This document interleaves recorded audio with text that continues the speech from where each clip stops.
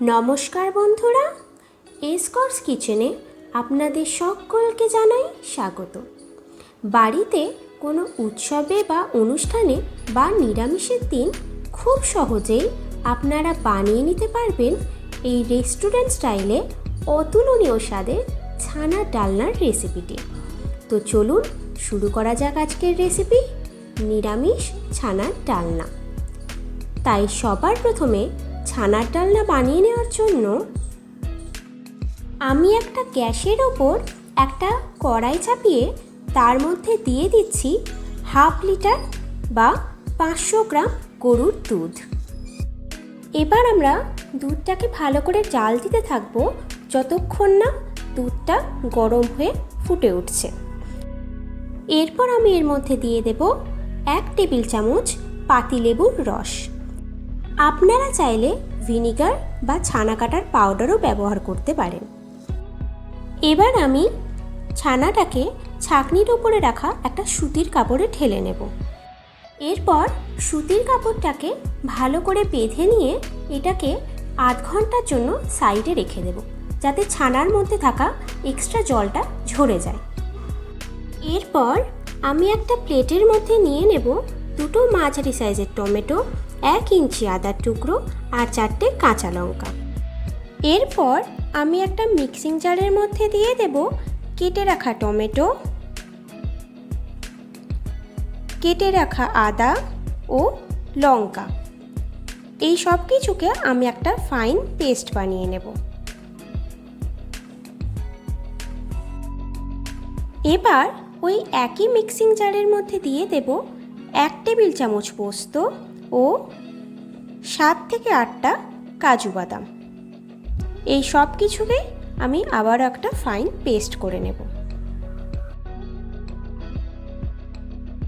এবার একটা বাটির মধ্যে নিয়ে নেব 1 চা চামচ লবণ, 1/2 চা চামচ হলুদ গুঁড়ো, 1/2 চা চামচ জিরে গুঁড়ো, 1/2 চা চামচ ধনে গুঁড়ো, 1/2 চা চামচ কাশ্মীরি লাল লঙ্কার গুঁড়ো ও 2 টেবিল চামচ পরিমাণে জল। এই সব কিছুকেই এবার আমি খুব ভালো করে একটু মিশিয়ে নেব। ছানাটাকে আমি আধ ঘন্টার জন্য জল ঝরাতে দিয়েছিলাম। আপনারা দেখতেই পাচ্ছেন ছানাটা থেকে জল ঝরে গেছে। এরপর আমি একটা প্লেটের মধ্যে সেই জল ঝরানো ছানাটাকে দিয়ে দেব। এবার এই ছানাটাকে আমি খুব ভালো করে একদম নরম করে মেখে নেব। ছানাটা ভালো করে মাখা হয়ে গেলে এবার এর মধ্যে দিয়ে দেব 1 টেবিল চামচ ময়দা। এবার এই ময়দাটাকেও খুব ভালো করে ছানার সাথে মেখে নেব। এবার দিয়ে দেব 1/4 চা চামচ কাশ্মীরি লাল লঙ্কার গুঁড়ো, 1/4 চা চামচ হলুদ গুঁড়ো, 1/4 চা চামচ লবণ, 1/4 চা চামচ ধনে গুঁড়ো, 1/4 চা চামচ জিরে গুঁড়ো আর 1/4 চা চামচ পরিমাণে চিনি। এবার এই সব কিছুকেই আমি আবার খুব ভালো করে মাখিয়ে নেব। ভালো করে মাখা হয়ে গেলে এবার এখান থেকে সামান্য একটু অংশ নিয়ে এটাকে ভালো করে গোল করে সামান্য হাতের তালুতে চাপ দিয়ে এরকম শেপে করে নেব। এইভাবে আমি সব কটা বানিয়ে নেব। এরপর আমি গ্যাসের ওপর একটা কড়াই চাপিয়ে তার মধ্যে দিয়ে দেব 1/3 কাপ সরিষার তেল।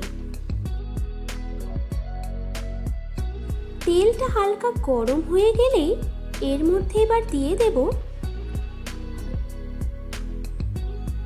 বানিয়ে রাখা ছানার বড়াগুলো। ছানার বড়াগুলোকে আমি এক এক করে দিয়ে এগুলোকে বাদামি করে ভেজে নেব।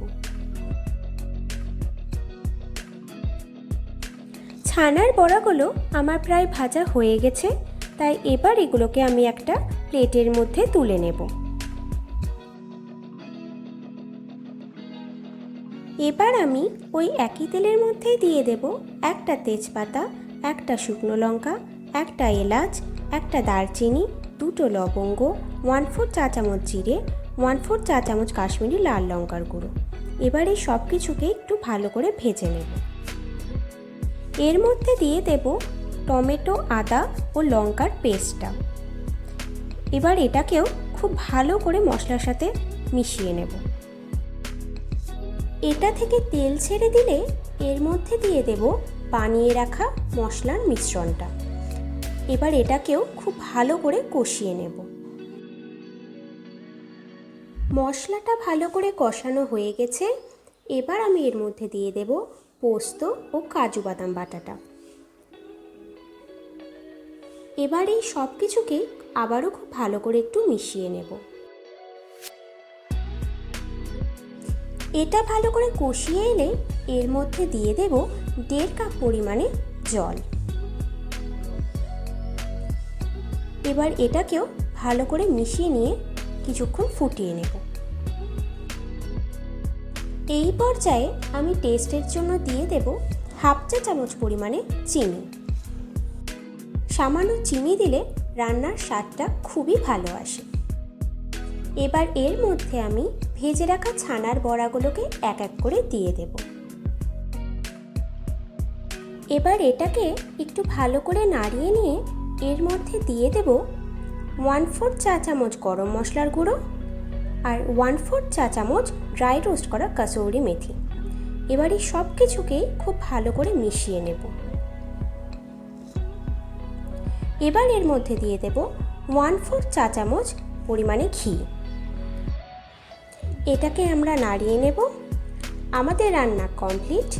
এবার আমি গ্যাসের ফ্লেমটাকে অফ করে দেব। দারুণ স্বাদের ছানার ডালনা এবার আমাদের একদম রেডি। আপনারা দেখতেই পাচ্ছেন। এবার এটাকে আমি গরম গরম পরিবেশন করব। আশা করছি আজকের রেসিপিটি আপনাদের নিশ্চয়ই ভালো লেগেছে। রেসিপিটি ভালো লাগলে আপনারা অবশ্যই আমাকে কমেন্ট করে জানাবেন এবং ভিডিওটিতে লাইক করে চ্যানেলটা সাবস্ক্রাইব করে পাশে থাকা বেল আইকনটি অন করে দেবেন। তাহলে আজকের মতো এই পর্যন্তই।